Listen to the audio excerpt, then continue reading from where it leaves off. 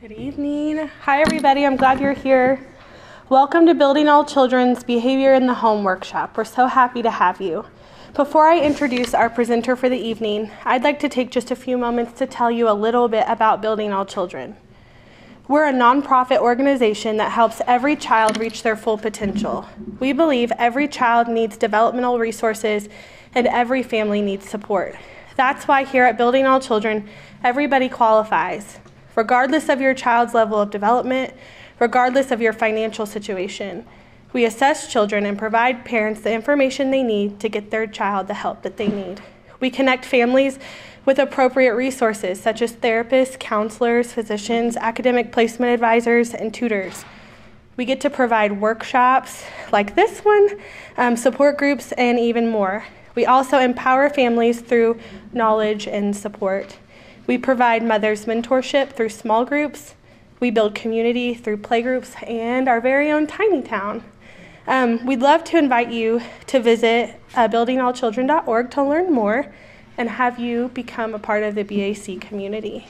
Tonight, we're here to grow as parents and to build strategies to help our kids work through tough behaviors. We're super blessed to have Brittany Fowler with us this evening. Brittany is the Director of Early Childhood Development at Connect and Restore. She's a licensed professional counselor, supervisor, registered play therapist, mother of 4, and a pastor's wife. I'm so thankful for her willingness to guide and teach us tonight. And before we welcome Brittany to the stage, I want to pray and tell you a couple things. If you or your child needs a Bible, we'd love to gift you one. We have grown-up Bibles and kiddo Bibles. And then after this, if any of you would like somebody to pray with you or to talk, I'm your girl. So just find me after. I'd love to pray and then have you all help me welcome Brittany. Heavenly Father, Lord, I just thank you for tonight. I thank you for every single family that's here tonight. I thank you for their diligence to grow in parenting and to support their kids. God, I just ask you to give us wisdom and grace and to take in everything that we need to hear tonight.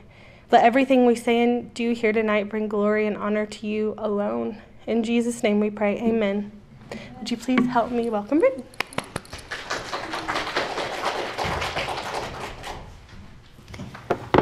Hi, how are you all this evening?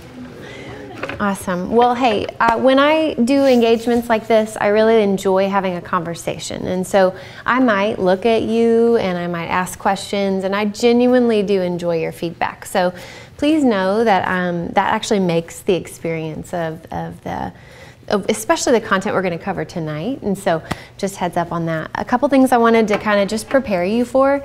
We're talking about parenting, and when we talk about parenting, it brings up a lot of emotions typically. Maybe that's just me. I don't know. But I want to kind of throw out there that what we talk about tonight is intended to encourage you and to give you practical tools while also kind of holding some of the things that you need. So this is not intended to make you feel bad. It's not intended to encourage that mom guilt or dad shame, whichever one you prefer, to show up. It's just going to touch some of those things at times, and it'll bring up things. So if you have something come up, please feel free to do one of two things. Ask me, clarify. If you want to, heckle me from the crowd, that's fine too.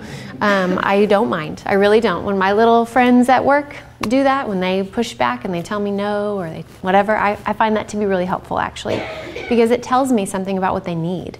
And we're going to get into some of that here in a little bit and talking about why that helps me know what they need, as opposed to it being something that's challenging or difficult. Although by the end of the day, it's exhausting. So the other thing I want to just kind of throw out there is Ashley was mentioning, I'm a mama. I have 4, 2 of them are in college, one's in high school, and then we have an 8-year-old. We have a mixture of adoption as a part of our family narrative, natural birth, all kinds of things. So we are familiar with hard things.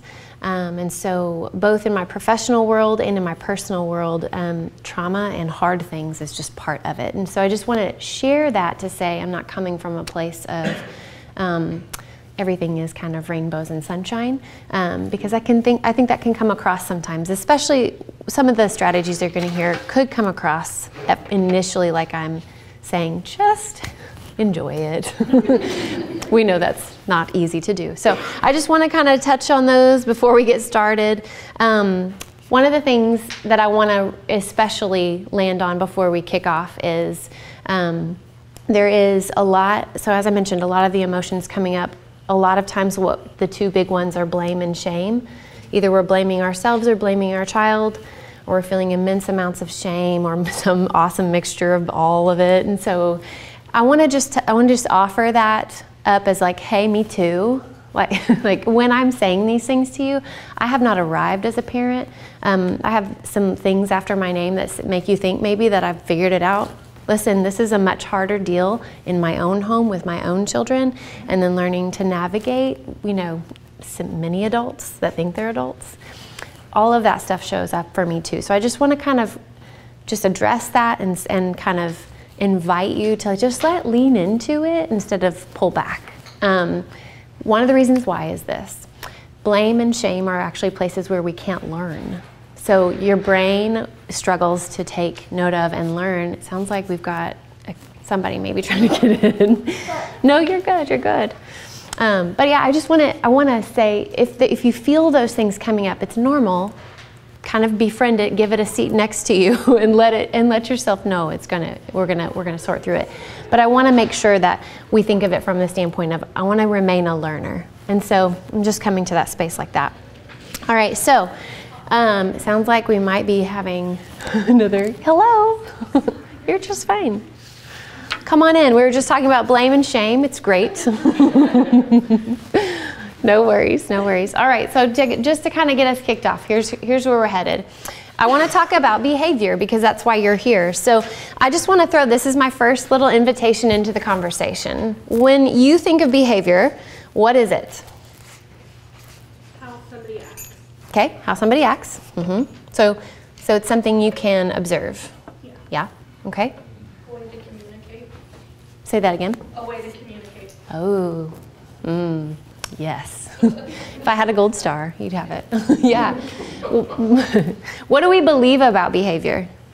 So we know it's something that we can. Good or bad. Ooh. Gosh, guys. And what was that? It's that row. You guys might just want to kick him out of the row. I think it's no. I'm just kidding. No. Yeah. No. It's what we believe about it. It's either good or it's bad. And where do we learn that?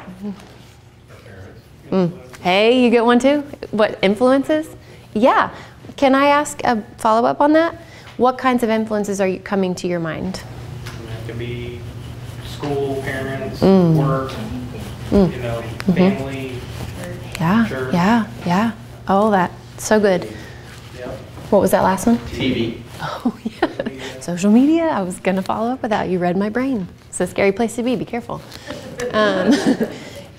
So then let's go to the next thing. So we've got some good, you guys already have some great things coming out. So I just wanted to say thank you for your thoughts. I enjoy hearing where you're at. So why does behavior happen? Why do we have it? What's it for? We said it was communicating. I love that. We're going to come back to that a bunch. And you're right.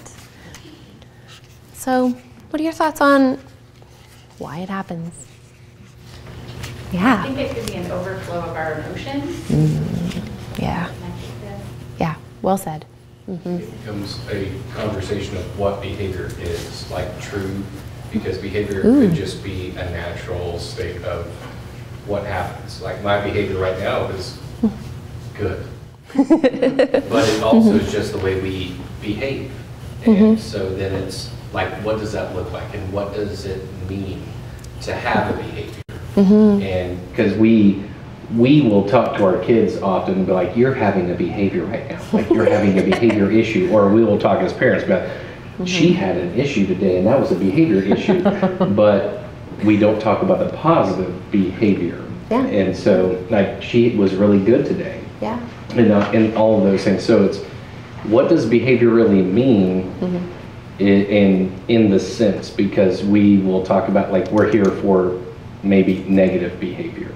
That's probably I'm guessing that's part of why we're here. Exactly, but then it's why? Like, why do we refer to it as behavior? Or why do we refer to it as negative? Exactly. Because everything's behavior. Exactly. The way I'm standing is behavior. Yeah, exactly. If I prop my hand, there's behavior, right? I hear where you're coming from. I think that's good. I think defining behavior is a really important thing, and maybe what we want to just go ahead and land on with that is, maybe are we talking about something that is good or bad for me? Not always. Like sometimes our kids losing their mind and that's not great. And so like I'm not saying just let it happen, it's fine.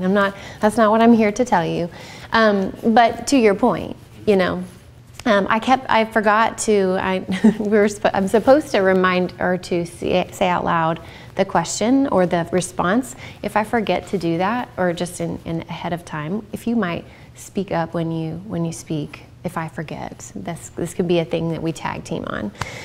But one of the things I think what you're tapping into is whose behavior are we talking about? Are we talking about the child's behavior, or are we talking about what this is bringing up in me? You know, and that's where we're headed. So then this last one, I like this one. When you think of behavior, what comes to mind?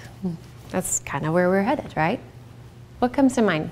Now we've talked a lot about it, so you probably want to kind of filter it, but don't worry about that. Just pop up whatever comes to mind. Bad behavior. I think I like the tantrums. Tantrums, something negative. Mm-hmm. The general reaction.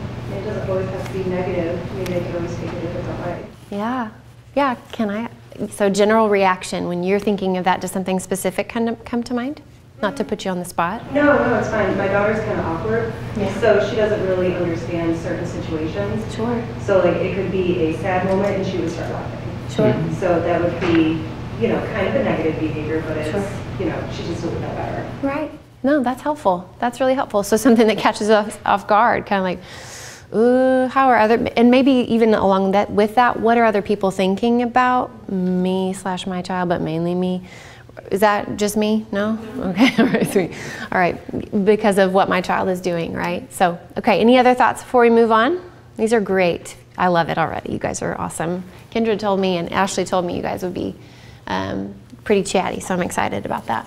All right, so we have been here before is the title of this particular slide, because we talked about influences. Was that you that said that, or one of you in this row, general vicinity, that the idea that what we believe about behavior, what we're looking for, that all comes from influences. What do you think are our primary influences when we're parenting? What are the primary influences that are going to sway us in an impassioned moment of parenting? What do you think? The way we were parenting. 100%. 100%. That's, yes. Did you know that, or do you feel it? I feel it. Yeah. The things I do not want to do. Yeah. So you're not alone. Me too. So it's almost like, and a lot of times when I'm covering that particular part, I get really strong responses from people because of a bunch of things. Like, I don't want to be my parents is a big one. I've worked really hard to not be like them, and there may be some really great truths that's still true about that. Like I'm not them, and yet hearing feedback that I might have some things like them can be hard. So that can feel like failure. It can feel like who knows what. Another one is, no, my childhood was great. I have no complaints. And I'm always like, tell me more about that, you know, because we're all human and we all make mistakes. And I've never seen two humans in a room that don't eventually have some issues to deal with, because they're people with needs and other people's needs. How are we with that? Neediness that shows up in big behaviors. How's that feel for you? Overstimulating? Yeah. What was that one? Loneliness. Yeah. Okay. When you say that, you mean like feel alone to manage it? I'm reading a book right now, and it's two ways. Okay. And I felt it both ways in reading the book. It is maybe wanting something that can't be met, or wanting it, and it can be met but not being received from the person you're trying to get it from. And so Isolation. yeah. We're going to get to that a little bit. That's awesome. All right. No. That's okay. I was just saying, like, we're going to keep going further into that. Sorry, I'm trying to move up a little because I'm getting older. So I'm looking at my notes and I'm like, well, they're far away. But they're really close, right? I'm still young. So what I'm talking about is that the past informs the present. So we're gonna understand what we're experiencing even right now based off of our past experience, okay? And then, or our inability to be present. That's another one. So for instance, our past informs our ability to be our inability to be present. What I mean by that is, if my experience of being a child and having a tantrum was that my caregivers really could not handle it and they checked out, then what do you think I'm gonna lean into doing when my kid's starting to have a tantrum? Check out. So my inability to be present is influenced by my past experience of my big emotions being a little too much from my parents, or not too much, but that's how it winds up feeling, okay? So the whole thing, our past informs how we see the present or our inability to be present, and it impacts what we fear or expect in the future.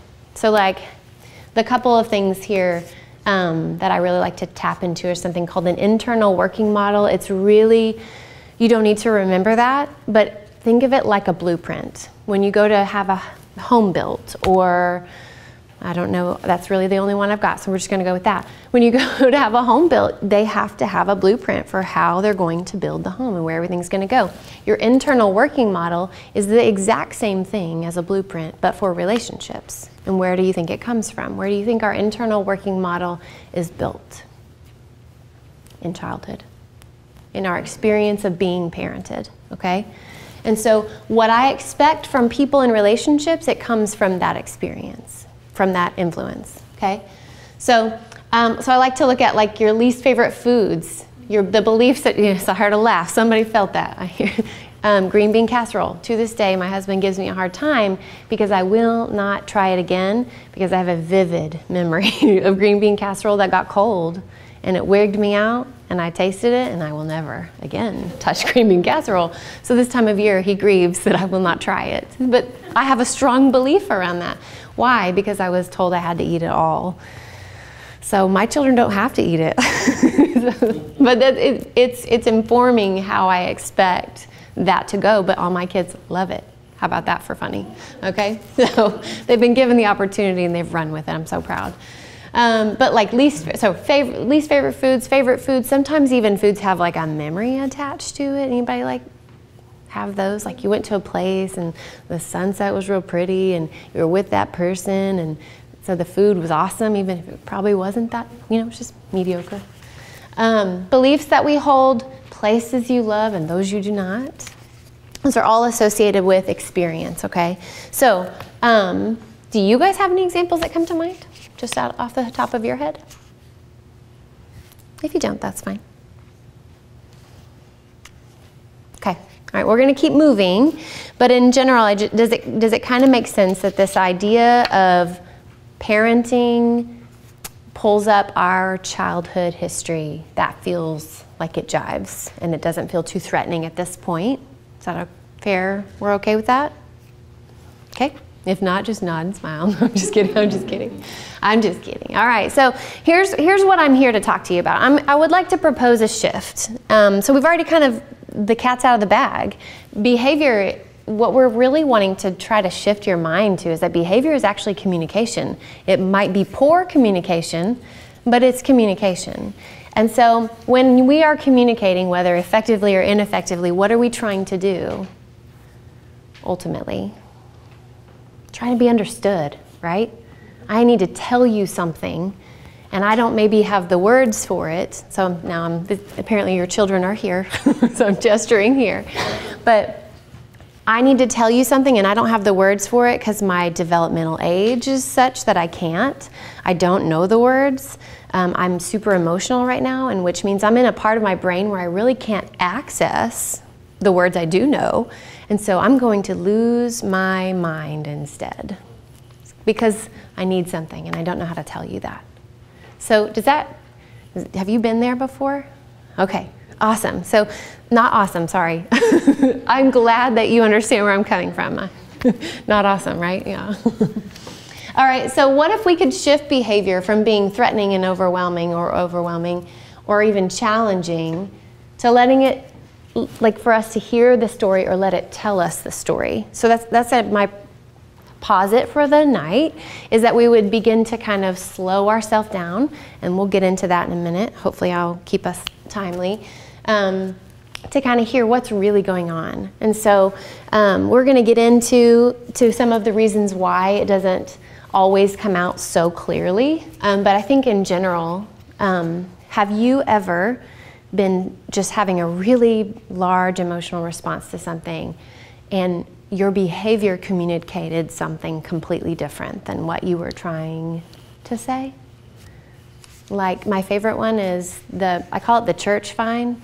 It's like when you're passing people in the hall, either at work or church or wherever, and it's how are you? I'm fine. And it's like, there's a whole bunch behind that, right? It's not really saying a whole lot. It's just saying, you probably don't want to know, and I don't want to tell you. So, right, that's what it is. You guys get that. Okay. So have you ever been in that situation where your behavior, or you look back on it and you're like, that looked a lot like my 4-year-old when I did that, X, Y, Z. So if we can do it with a fully formed, developed brain, is it possible that our children might also do it? Is that funny? I'm laughing because I had an experience like that on a flight a couple weeks ago. I didn't want to talk to the person, but I had to take a climate. Oh no, the person wanted to talk? Yeah, which I normally like to talk, but I was talked up that week. That day. All your words were gone. So I can relate to that. Yes. I want to know what I have to say, and I don't really want to talk. There you go. No, that's good. Thank you. Sorry, I didn't mean to call you out, but I saw that you guys were cracking up. I was like, I want to know. I want to laugh. But this is a helpful. That's a great example, because it's not even like super overt big behavior. You were actually saying, my behavior is saying, I'd like to not speak, but you're going to talk to me anyway. Okay, cool. Right? So the next piece that I really think is really helpful when we're trying to decode behavior is that behavior is a reflection, and I said in kid language or adult, because sometimes we behave fun too, that tells as best as we can what's happening inside. So think of it like this is a reflection of what the internal world of your person is, whichever person you're thinking of. So ladies, if it's your husband, there's a lot going on in there. This actually does work. So this model that we're going to talk through, we're going to hop into it in the next slide, but it's called Circle of Security, and it's all based out of attachment research. So all we're looking at is everything we know about relationships and how they form and what that produces or doesn't produce, okay? And so when we are thinking through reflection of behavior as best as we can, and that's telling me what's happening within, we're really also wanting to ask the question, one, okay, this is telling me something about my child. They can't tell me right now. And then what's underneath that? What's underneath that behavior? That's another one that's really helpful for people. So if I see my child losing it, so here they are again, freaking out, pretend they're down here losing it. And then my first reaction is going to be what, typically? Stop it. Oh my gosh, why are you crazy, or whatever, right? All the things to kind of shut it down. How does that usually go? I agree. How does it go when you're kind of having a hard emotional response and somebody goes, oh my gosh, why are you doing that? Stop it. How do you feel? Get out of my face. I love that response. Get out of my face. Yeah. Mm-hmm. Any others? I love it. That's honest. They're not very sympathetic. No. Do you feel supported? No. Does it help you, or does it actually make you want to maybe... Makes it worse. Okay. If we are this way with fully formed brains, would we imagine then that our little people are probably also like this and are actually needing something from us desperately, but it's freaking us out the way they're trying to tell us? that possible? Yeah. All right, so I gave some examples up here, some things that we kind of encourage kids to do. We really encourage the hello. We're in the relative South, and so we're like, say hello, Johnny, to someone who they don't necessarily want to say hello to because we feel we might hurt someone's feelings, right? And so we're especially with the holidays, right? Here's Aunt June. You haven't seen her in a decade, but say hello to her and give her a hug. And if she wants to kiss you, that's fine too. That's a very common, like your responses back there. Yeah, so these are some things that I see a lot, is that we're trying to go for polite, and we're actually asking our kids to do things that in the real world we would say is dangerous, right? And so that's ultimately what we're wanting to do. We're wanting to clear this up for kids, make it clearer. And so there is a polite way to say, no, thank you, or even as parents to advocate for our child and go, you know what, I think they just need a little bit of time to warm up. We'll come back around to that. And if they don't, maybe they'll forget. We don't have to do the hug. Say, yeah. Again, obviously talking about my kid, but sure. She's like a golden retriever. She'll go up to anybody. She has no stranger danger whatsoever. Sure. And got a lot of that. Yeah. You're not alone. It's kind of weird to say like, oh, don't go talk to them. Yeah. But somebody's engaging with her, so she'll just keep going. Yeah. I mean, it's like, I don't want to stop it because I like that she talks to people. I don't, but Sure. Yeah. But it's I don't know how to veer away from that to like set boundaries with it. Absolutely. Yeah. No. I think if we can get into that for sure. That's a good point. So she's wanting to know, if for those of you who didn't hear, I think a few of you did. She's wanting to know what happens when my kid goes and wants to talk to all the humans, which it's a great point, and it's a lot of what I see. And again, one of the things I typically ask when I'm teaching the class is, how's our family made up? Like, so before we even get into it, I'll typically say, hey, I'll give you a note card and I'll say, hey, tell me who all's in the home and how this family came to be and what's your story. Is there any, like where's our siblings at age-wise? Where's your child fall in that age range? Is there adoption or trauma or anything like that? Have that kind of stuff.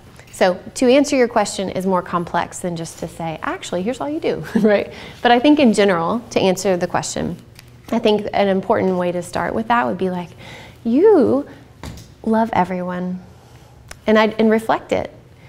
You love everyone. You see the good in everybody. I am amazed by that.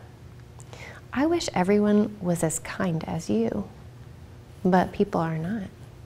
And starting with that. And so you don't have to, I wouldn't encourage you to do that all at once, but starting by noticing when she does it, because you're going to probably get the tingly spidey sense mom going, oh, I don't like this.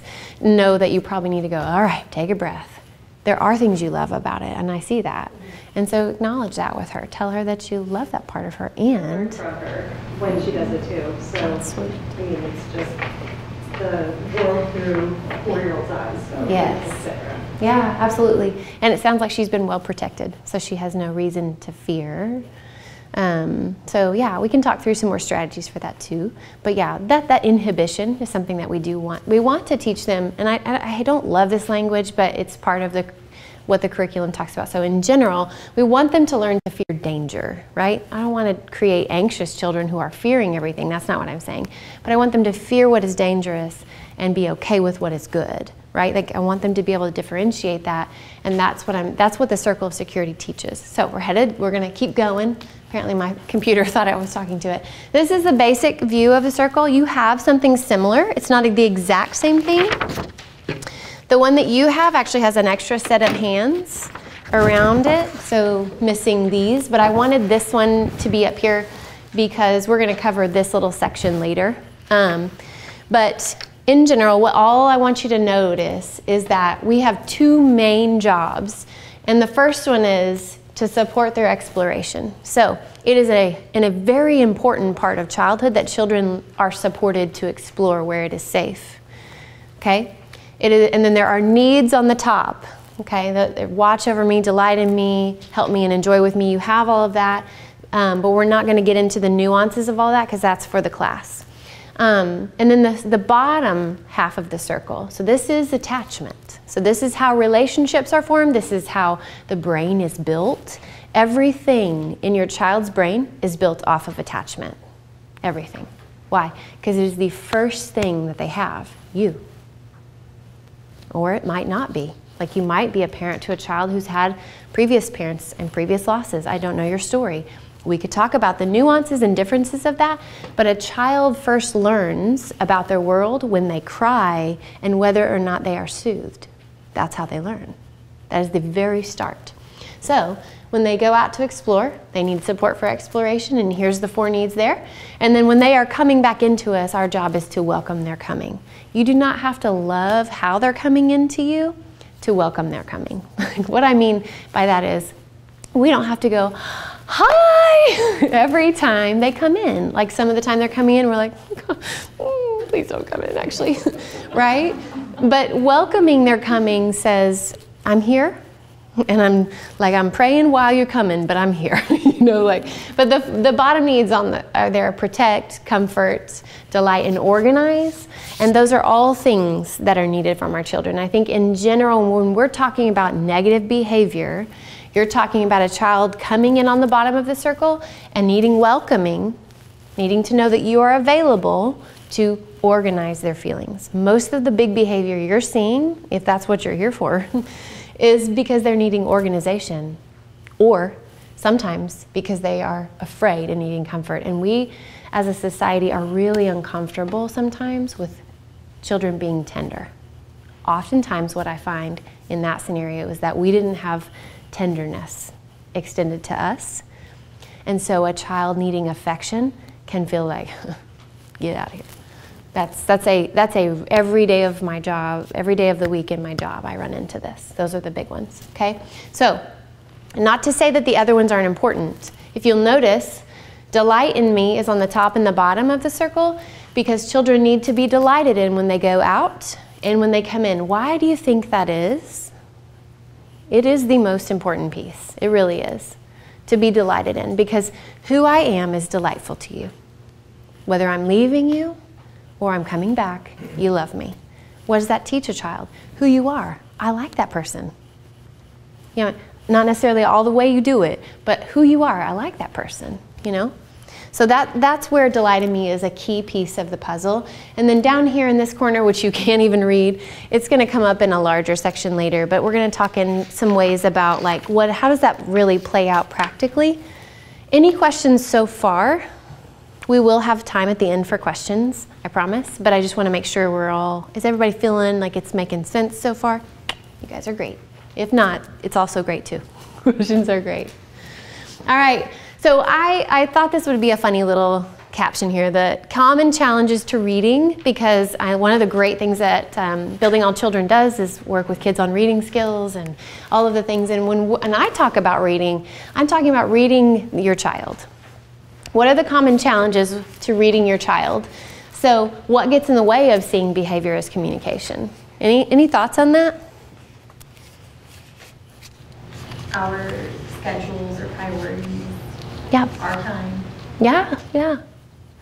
I love that, what you said. Our schedules and priorities, and they're real important to us, and I'm not trying to make fun of that.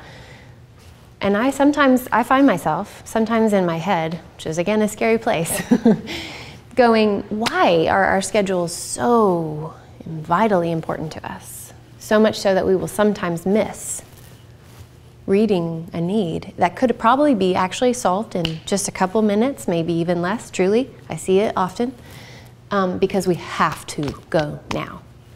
So one of the ways that I think I mentioned I have college kids, and I've got junior in high school, and then I've got a not 2-year-old. No. Second grader. So we've got, people learning to adult, people learning to drive, and then we've got learning to read.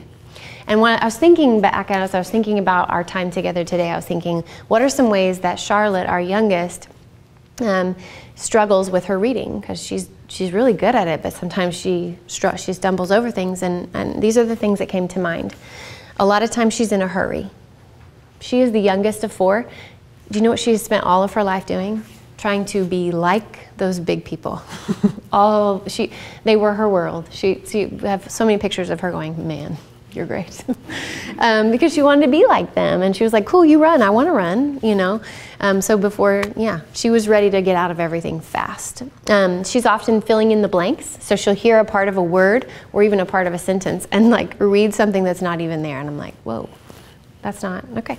And then the other one is guessing. Sometimes she's just like, let's just do it. So we're gonna guess. So the reason I'm throwing those things out there is because I think they're actually similar to how we approach some of the ways we feel when our kids are freaking out. I'm in a hurry, get on my board, we're going now, this direction. We're filling in blanks and assuming. Because a lot of times what's coming up from the child is actually bringing up discomfort in us, like we've been talking about. And so we're filling in the blanks and assuming that that child is being disobedient when maybe they're feeling uncomfortable or overwhelmed. And they're showing it poorly. But maybe that's also going on. And then guessing or questioning is another one I see a lot. And that actually serves to really actually further dysregulate a child when we're asking them question after question after question. So we'll get into that in the strategies in a little bit, but those are the things that I see. So what gets in the way of us learning to read, period? Those are some things. But what gets in the way of us learning to read one another? Those are some things that I think are helpful to consider. So the first step in this shift that we've been talking about is really first knowing me. Not me. Knowing yourself. Know yourself. Be honest with yourself. And then when we can begin to do that and be gracious with ourselves, that's another thing I see parents. And that's why I started us off with, hey, the blame and shame thing, we're going to have to set it aside, is because I deal with a lot of parents who initially probably are responding in a harsher way than they really want to, and then they're shaming themselves for it, and then what winds up happening is we're still harsh again because we're really ashamed, and it's this vicious cycle. And so I just want to kind of come back to know yourself, be gracious with yourself, and be honest, but then let's know our child. Okay, knowing ourselves and knowing our child. So then how do you find this balance? What then? That's where we're headed next, okay? Here's that little section that you didn't have on your sheet. So if this is helpful to you, you can take a screenshot of it, or I think I get to give you the PowerPoint later somehow. I don't know how that works. Ashley, hi, I keep looking for you back there, but that's not where you are. All right, so this is the quippy little way that we say that we're trying to really kind of compartmentalize all that we're trying to do in a really short statement. It's not meant to oversimplify this, because we know it's hard. It's actually just meant to kind of go, hey, when you're overwhelmed, ground back to this, okay? So the first, don't worry about all this. This is them being silly and funny. Always be. We're always the goal, friends, not always do it or else we shame you. The goal is, I would like to try to balance being bigger and stronger and being wiser and kind together. I'm not choosing one or the other. I'm trying to balance bigger and stronger with wiser and kind. And there's a really important reason for that, and that's also part of the class, but I'll give you a spoiler. If you are bigger and stronger and you are not wise and kind, what do you think you probably feel like to a child or to me? Yeah, mean, right? What about if you are wiser and kind, or maybe we'll just pull wiser off. What if you're just kind and we don't do any of these other three? Yeah. So then, okay, so let's go back to pushover. I think that word is helpful because that's totally how we wind up feeling. That's that shame piece that spins out. How do you think our child experiences us? Because that's really important. Did somebody say? As a friend. Are friends big people who are in charge of us, who can protect us? No, they're buddies. They're my size. They don't see us as a resource. They see us as a peer. And that's a problem because they do not then feel that we can protect them because we give in when they need us to be structured, when they need us to be bigger and stronger. Does that make sense? And that vacillation happens, actually, if you're as skilled as I am, you can do it all real poorly in one interaction. It's a talent I have. But you know what, there is hope for that, and it's called repair, and we'll get to that as well. So then the next, so always be. So again, I'm trying for this all the time. And then whenever possible, I'm gonna follow their need, okay? All that means is you're losing your mind about that. And so like for instance, sometimes my youngest is very, very emotional. And I'm a pretty tender person, I'm a therapist. So like I deal with feelings all the time. But sometimes her feelings, are big, and they show up in ways that I'm like, that makes no sense. Do you guys ever feel this about your kids? And you're like, it makes no sense. It's okay. It's really okay. Like, does it need to make sense for them? Do we make sense when we're upset? No. So what if instead of it needing to make sense, we just went, that's hard, I'm sorry. And like try to channel that. I know that sounds like I'm talking down to the child. I'm not. Try to channel the last time you were disappointed in something, or when you were little and you had something happen that was really disappointing and you needed someone to hold that with you. That's what you're gonna follow the need. Baby, I'm sorry. So like her favorite one is, I don't really wanna go to school. And I'll go, there's that part of me inside that's like the people pleaser that goes, oh man, we gotta get to school, you gotta get on time, and I gotta get to a session and all of the things. And so I try to breathe it out and I say, I know, I get it. You wanna get breakfast? So I don't do it that fast, but I try to give her a minute to go, no, I can resonate with that. You'd rather sleep. I'd like to too. You know? And then whenever necessary, take charge. So you know what happens when I do that particular strategy I just told you? We often resolve that in under 2 minutes. Truly. I'm not saying that that's something that happens every time, but I'm not headed for I'm not missing the forest for the trees kind of a moment. Does that make sense? Like I'm choosing the hill I will die on, all the little phrases that we like to use. So I'm just following her need for a moment. She gets the support she needs and she comes back up the other side and we're going, okay? And she feels really understood and connected. Benefit, right? My child goes, man, mom gets it, even if I still go. And truly by the end that she's getting out of the car, she's like, here we go. All right, so then whenever necessary, take charge.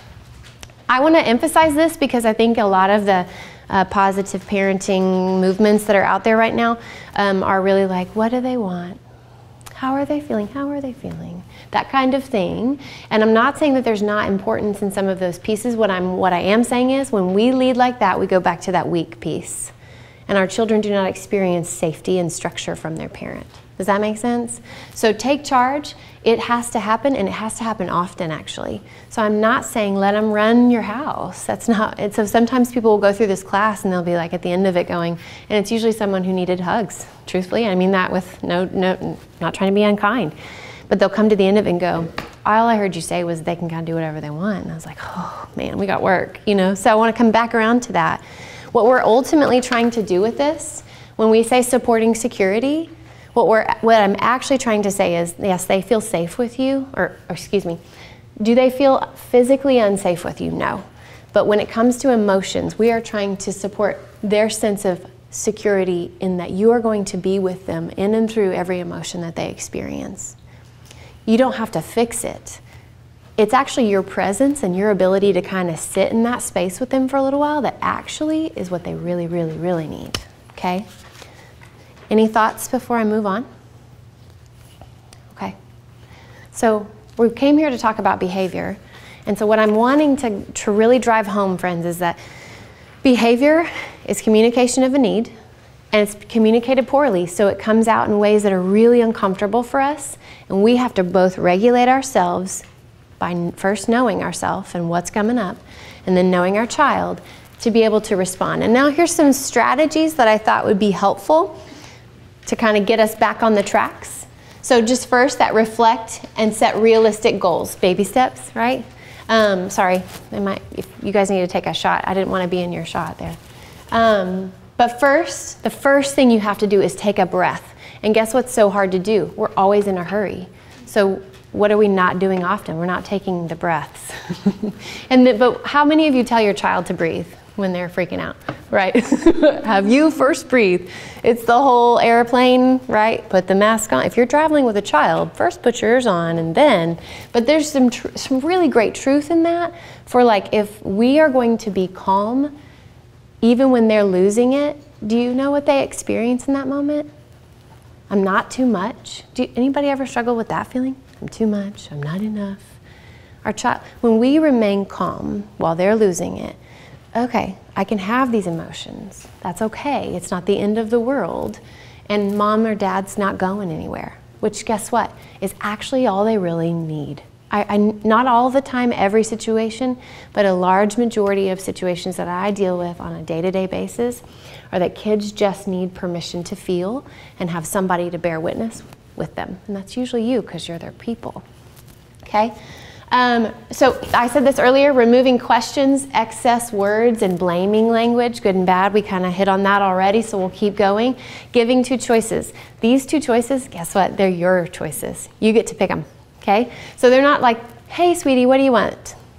Pick 2. You go, hey, we can do this, or we can do this. What do you think? And try to stay light with it. Why? Why do you think that is? If we're staying light and playful, not like this or this, but like light and like not so serious. It's not this like, it's either this or this, kid. It's not that. What we are looking for is, hey, babe, I get what you're saying. We can, right now, we can do this or we can do this. Something like that, okay? So these 2 choices are your choosing. So if you slow down long enough and they're giving you some big feelings, all you need to do is take a breath and say, I get it, babe. I know you would like to do that. Unfortunately, these are our 2 choices for today, or for this moment, or for this situation. Maybe we can do that tomorrow, but then you got to follow up, okay? If you put them off, follow up. All right. Engaging with curiosity and playfulness when you can. So if I get a sassy response from some of my little friends in the office, or some of my large friends, as in my own children at home, because my boys are huge, I don't say, are you asking or telling? I'll say, would you like to say that a different way? It's kind of my playful banter of like, yo, I'm still your mom. Just because you can pick me up and throw me in a trunk somewhere doesn't mean you can talk to me like that. So, but with little people, I'll be like, are you asking me? Are you telling me? And they'll say, I'm telling you. And I'll say, I thought so. Let's try again. And then we stay light and we move forward. Check-ins and hugs, handshakes. Like, kids love little moments of connection with you. If you can, these are things that we establish really early on in treatment. If you come to see me and work with me, you will have a handshake and a set of rules that you go through every time, and it becomes a connection opportunity. That's why we do it, okay? But they're looking for moments of connection. We're in a very busy world, a very disconnected world, a very on our phones world. They just want you, okay? Modeling developmentally appropriate sharing. So like if a kid's doing a thing, then you might say, man, sometimes that bugs me. I get that. Or even just like sometimes sharing from just a personal experience. You're not asking them to hold your emotion, you're just demonstrating you have it too, okay? That you have disappointment and things. There are things that we can do to help their physical bodies. We have an engine check. I brought some of this stuff. Calm down spaces, I have that in my office, so you could, if you need a picture of it, I can send that to Ashley and you can see, but it's a fuzzy rug and fuzzy pillows, all the good things, right? Fidgets. So these are all different strategies that you can use, types of breathing, types of pushing, because a lot of times kiddos with sensory needs actually need a physical outlet as much as they need an emotional support. And so we have ways that we do that. The worry box, the container, and the hidden treasure. These are just places where they can tuck trinkets, or sometimes I'll just get a cardboard box. They get to paint it, color it however they want, and things they are hurting about or feeling or worried about at night, we write them in there and we put them in the box. Now for me, in my home, it goes from my lips to that paper to God's heart and ears. Like this is that He cares for you. So this is how we hand that over and we trust. And then hidden treasure is, hey, what if we had a secret place that we hid this that just you and I know? That kind of thing. They do that in my office too. Like they'll hide little Lego treasures they've made and they know exactly where to find them. And that's just a thing that we share. It's a connection. You and me have this thing. Well, and their parents. Because in my office, if your child is seeing me, you are in there too, because we're working together, because this is a family thing. And the last thing on here is just slow down.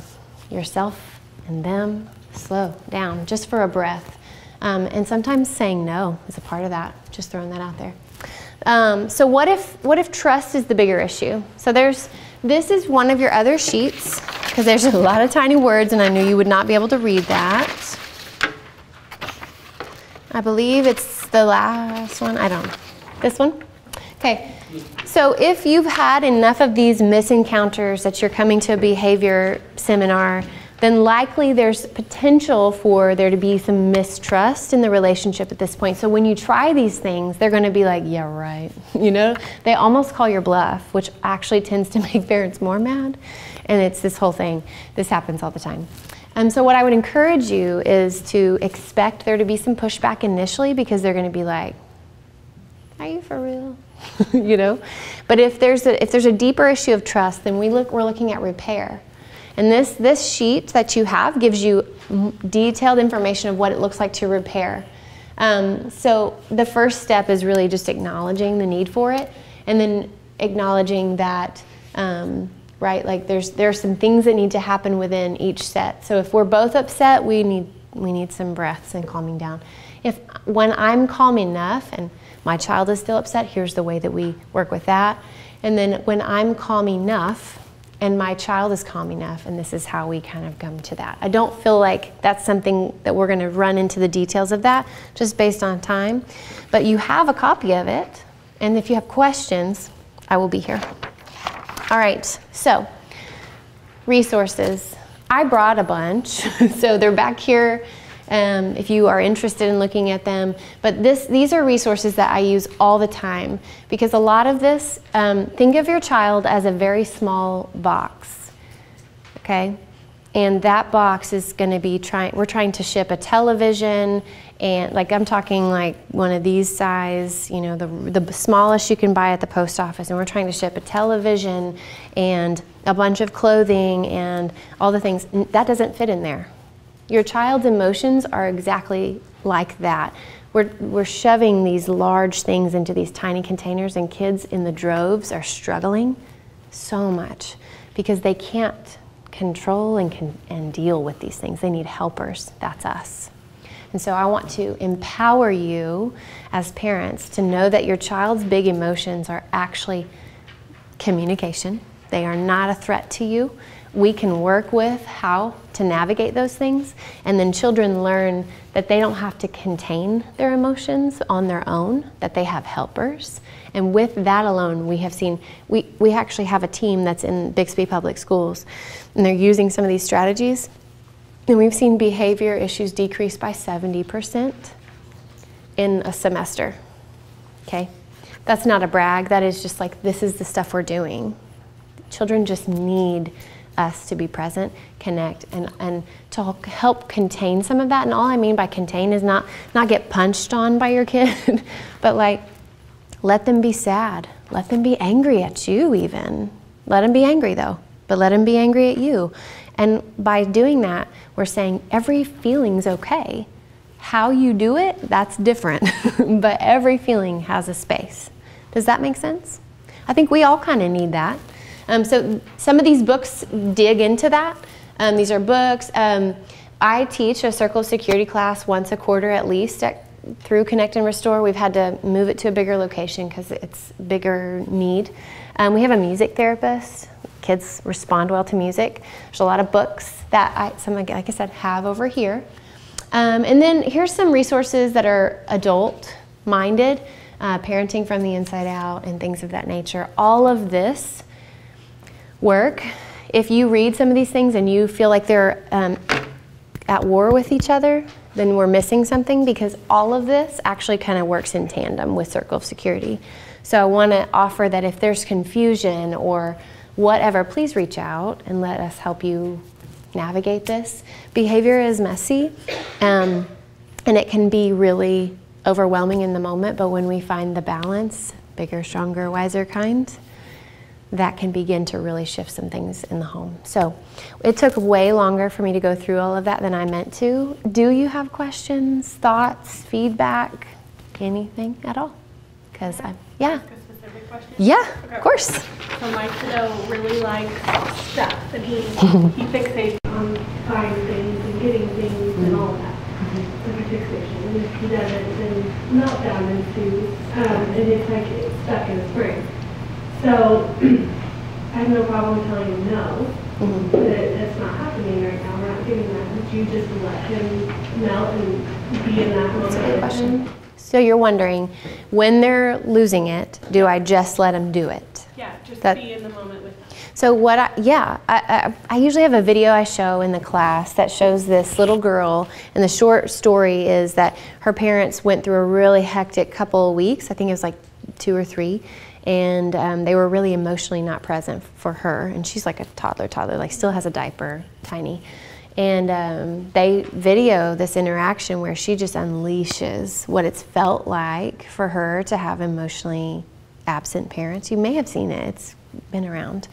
It's very upsetting, but it's really sweet in the end, and most of the time people cry because you see this child just trying everything she knows to express her issue. And the dad just sits in it. And so what he does, and she doesn't get violent because she's tiny, but he kind of holds space for it. So he protects her. He doesn't get himself in a harmful situation. And he just holds room for it. Like, he doesn't say anything. And that's the thing, guys. The more we say sometimes, we're trying, again, that's our agenda, and we want them to meet our need, and we're missing something. So in allowing the tantrum or allowing the upset, what we're saying is things like, it's okay to feel what you feel. You're disappointed. And you can say that verbally eventually, but initially if we're just going, I don't know, I'm sorry, and just kind of sitting with it. Now, there's a lot of nuances. Like, I know the kids with sensory needs, kids with special needs, kids with trauma backgrounds, like there are some nuances to that. But yeah, in general, you're kind of sitting with it. A lot of times I will, and when they take a breath, I'll say, can I sit with you? Would you let me hold you? Because they're getting permission to say no or to say yes. And if they say no, I honor that, and majority of the time they climb in anyway. So yes is the answer to that question, but it's got some nuance to it. Yeah. If you need a break though to tap out, like if it gets to the point where it's going on for a long time, I don't know the length of these, then making sure you communicate with your partner or other people who are trusted. Or even just to him, hey buddy, if you're home, not in public obviously, if you're home and he's safe, Mom is going to take a break for just a second, I need a drink of water, or I need to go potty or whatever, and then come back. Does that help? Mm-hmm. Okay. Mm-hmm. Any other ones? You guys have been really fun. In regards to being stronger and wiser, yeah. If your child, you give them that choice, okay, do you want to do this or do you want Mommy to do it, or whatever, it's something that they need to do. Yeah. And they don't make the choice. Mm-hmm. And then, let's say you choose for them, but then they throw a fit, and they're too old for you to manhandle them. Yes. Yeah. At what point is there a consequence, or how do you, stay calm and strong, but also my child, a lot of times when he gets a consequence, then he tries to backtrack and changes the narrative about what happened. I have some friends like this, yes. And so it can be a little tricky when he won't admit that he didn't make the choice or whatever it was, or that he did this certain behavior. And so it gets lost in the weeds as to where do we come back to really hold him to it, right? Yeah.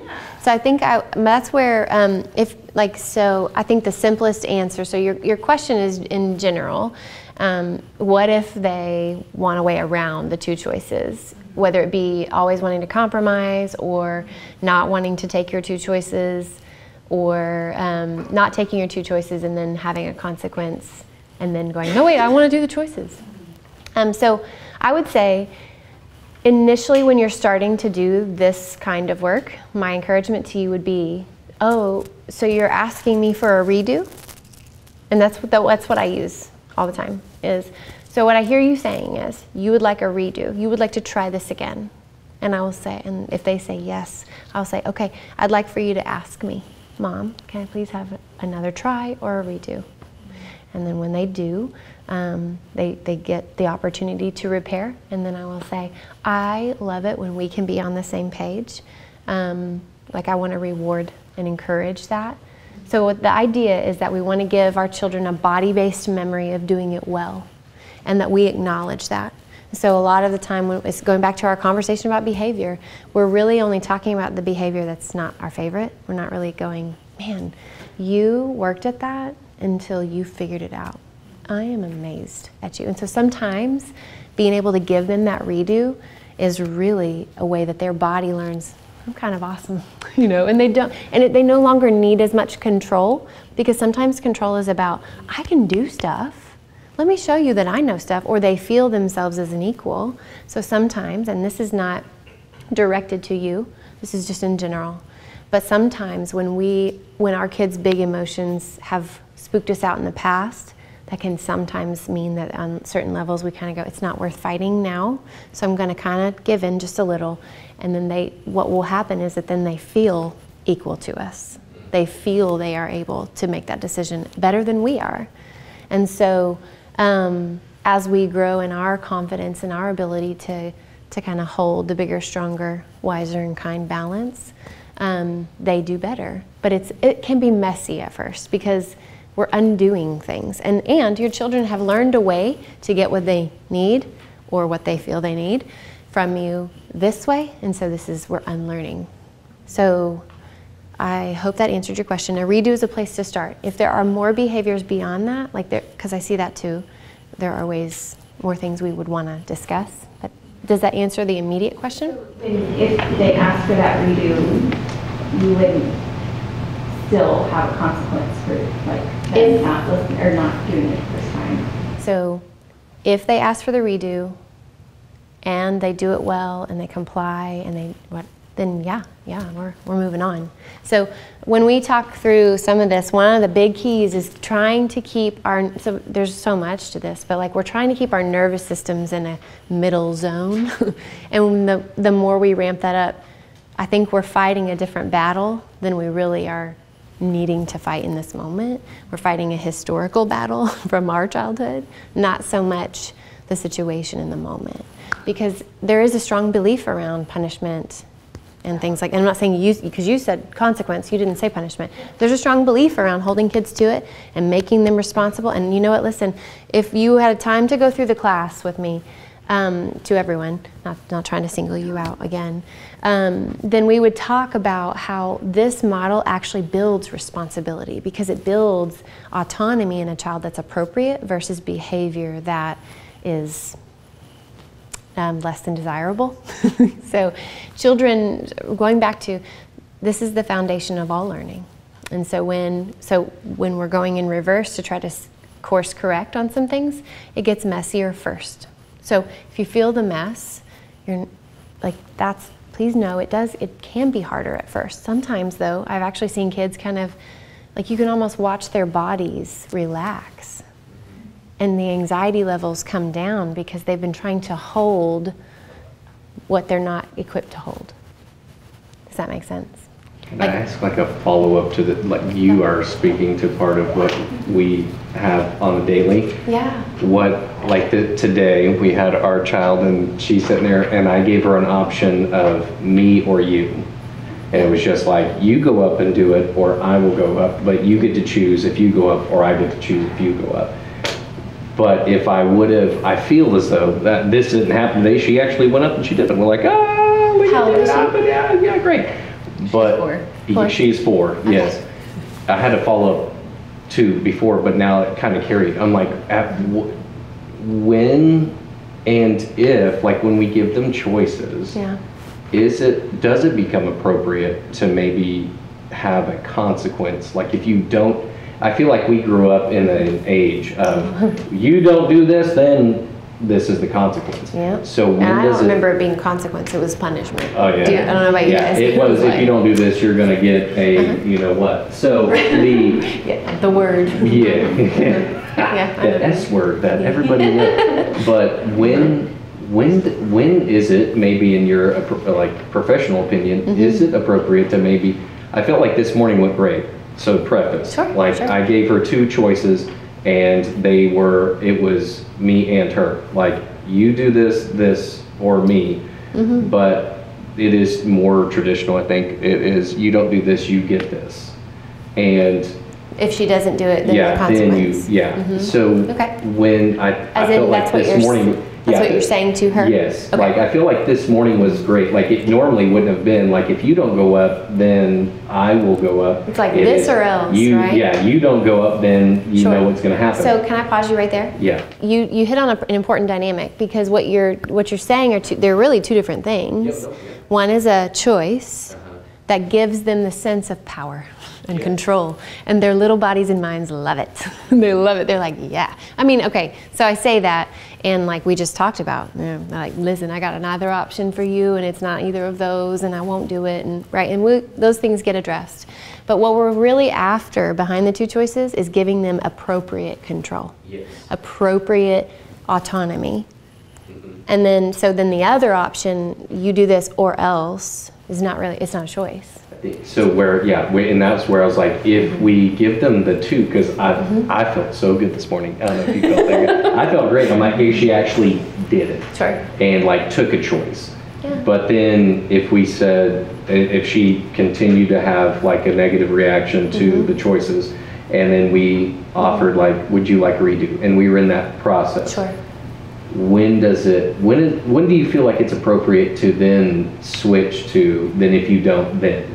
Yeah. And maybe, is that ever appropriate? So I would encourage this version of that, because I do believe in consequences. And I say I think we, from the attachment theory lens, believe that life has consequences.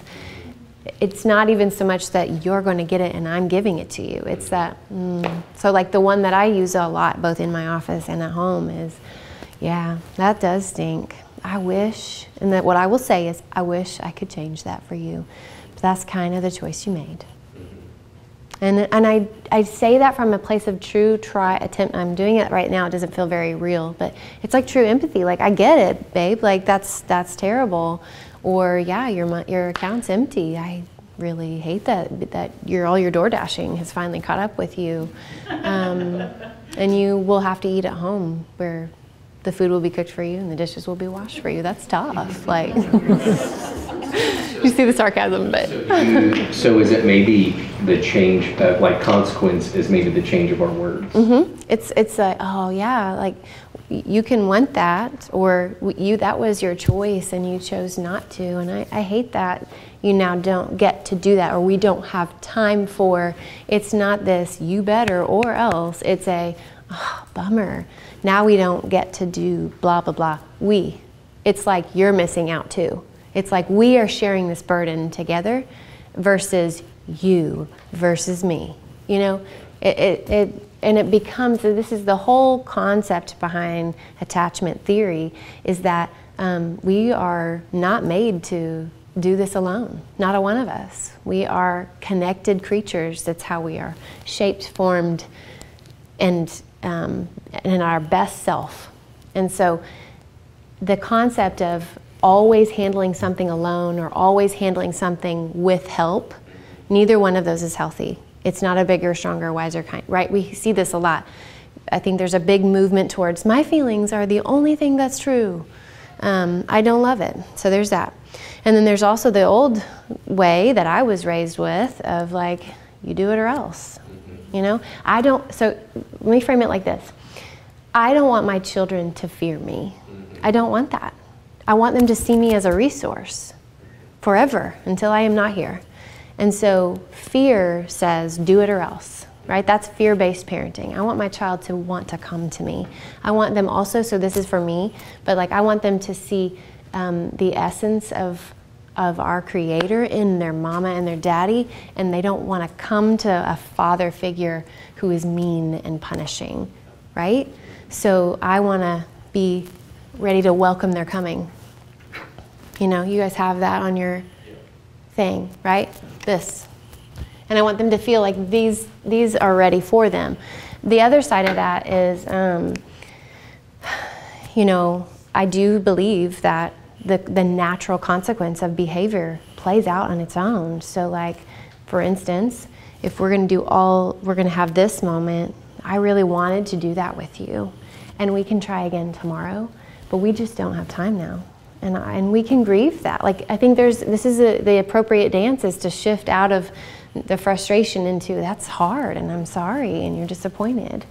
As far as a consequence, though, like, so as they get older and they're just outright disobeying and things of that nature, yeah, I think there are also like really beautiful opportunities for, hey, we had that moment earlier, and so you are going to help me come do this. Or, hey, those things that we've kind of been lax on, that we've kind of let you get by with not doing, they're going to need to be completed.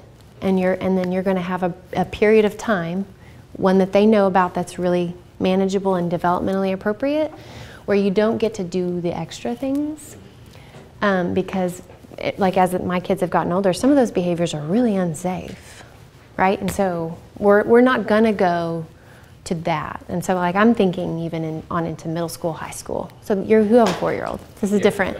But but in this developmental stage, where those pieces are the ones I want you to remember. So just this is the initial follow-up question. When would redo as a phrase, and I'm sure it could change from not redo, but hey, we need to take a minute, whatever you want to take. But like when is there like an age limit on that? Like with your 18 or college, like do you go, hey, I think we need to redo? Yeah, I don't. So there's actually, I didn't bring it, but there's a book called The Connected Child, and then there's one called The Connected Parent, and those are both written with children from hard places in mind, but there are strategies I use in my home for all of my children, those that have lost a caregiver and those who haven't. And so, they're good strategies. There is other language for that there, or you can come up with hipper phrases on your own. But yeah, I think you start to, when they can tell you it's cringy, you probably ought to rethink it. Yeah. Yes. So we're ages away from cringy. Yes, you are. Yes, you are. But you're closer than you think. Because I think cringy started coming out from our 7-year-old's mouth, and I was like, are you serious? And I look at the other 3 like, No, it's fun. But yeah, you guys are a delight. I bet that some of you are ready to go home, and so I'll hang around as long as Ashley says I can and whatnot. But thank you so much for this opportunity. You guys are precious, and I just want to thank you for trying to learn a new thing. This is the best thing. I'll tell you real briefly, when my husband and I went through this, our children were older, like they were all born. And so this is the one thing that I wish I could give to every parent before they become a parent. So yeah, if I could give that to you. We are looking to do another circle class in January or February. So if you're interested, I have cards. You can check our website and things like that. So it's been a blessing. Thank you all so much for letting me chat with you.